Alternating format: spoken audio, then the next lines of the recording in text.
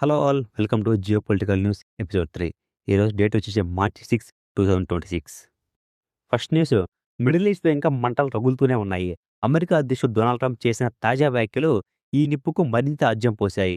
Iran కొత్త supreme leader ఎంపికలో America ప్రమేయం ఉండాల్సిందేనని, తమకు అనుకూలమైన నాయకులు లేకపోతే యుద్ధం ఆగదని ట్రంప్ స్పష్టం చేశారు. Iran supreme leader Ali Khamenei మరణం తర్వాత ఆయన కుమారుడు మొస్తఫా ఆ బాధ్యతలు చేపడతారని ప్రచారం జరుగుతుంది. అయితే వంశపారంపర్య పాలన మేము అంగీకరించమని ట్రంప్ ప్రకటించడం ద్వారా ఇది ఇరాన్ సార్వభౌమాధికారాన్ని సవాలు చేసినట్లయింది. దీనికి తోడు అమెరికా మరియు ఇజ్రాయెల్ దళాలు ఇరాన్‌లోని ప్రధాన నగరాలపై క్షిపణి ముమ్మరం చేశాయి.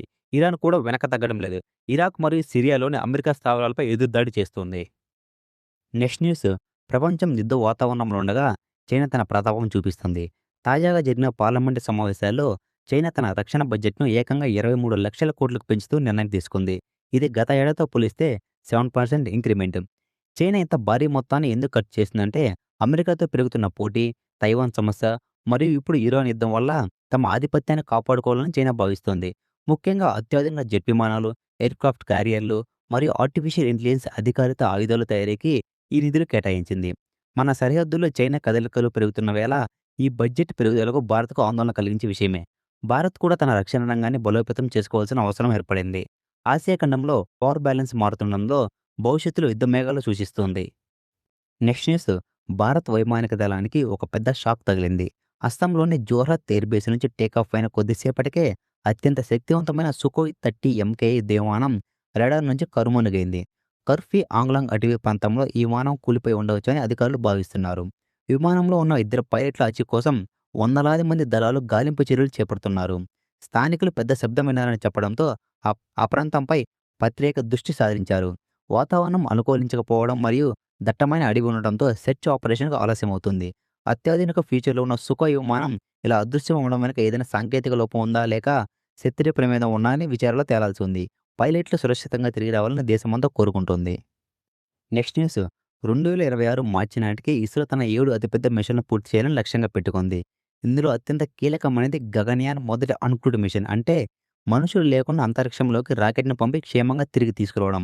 ఇస్రో చైర్మన్ వి. నారాయణ్ ప్రకటించిన వివరాల ప్రకారం ఈ నెలలో LV-M3 రాకెట్ ద్వారా కమర్షియల్ శాటిలైట్‌ను లాంచ్ చేయబోతున్నారు. వీటితో పాటు జిఎస్ఎల్వి F-17 మిషన్ కూడా సిద్ధంగా ఉంది. ప్రధాని మోడీ విజన్ ప్రకారం ఏటా 50 లాంచ్‌లు చేయాలనే లక్ష్యంలో భాగంగా ఇస్రో ఈ వేగాన్ని పెంచింది. ముఖ్యంగా వ్యోమగాములు అంతరిక్షంలోకి పంపే ముందు చేయాల్సిన అన్ని పరీక్షలు మార్చిలోనే పూర్తి కానున్నాయి. చైనా, అమెరికా అంతరిక్ష రంగంలో పోటీ పడుతున్న తరుణంలో తక్కువ ఖర్చుతో అత్యంత ఖచ్చితమైన ప్రయోగాలు చేస్తున్న దేశంగా భారత్ పేరు గడించింది.